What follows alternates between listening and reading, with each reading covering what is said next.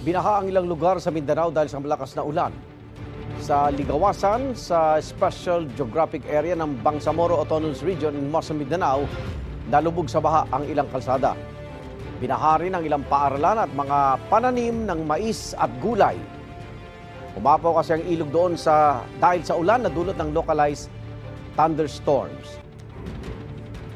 Nalubog din sa baha ang palayan sa barangay Saniag sa Ampatuan, Maguindanao del Sur. Ayon sa uploader, unti-unting tumaas ang tubig sa lugar dahil sa tuloy-tuloy na pag-ulan kahapon. Apektado rin ang biyahe ng maraming motorista. Binaha rin ang munisipyo ng Pagalungan. Sinuspindi na ang pasok sa trabaho at mga paaralan doon. Ayon sa mga otoridad, 12 barangay sa probinsya ang apektado ng baha.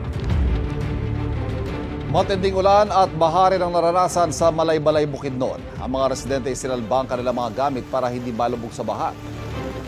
Sugatan naman ay isang motorcycle rider matapos tamaan ang natumbang puno sa barangay Sarayan sa President Roxas sa Cotabato. Nagtamo ng sugat sa ulo ang rider na walang suot na helmet. Dinala po siya sa ospital. Ayon sa Municipal Disaster Risk Reduction Management Office, nangyari yan sa gitna ng malakas na ulan at hangin sa lugar. Nagsagawa na ng clearing operations ang mga otoridad.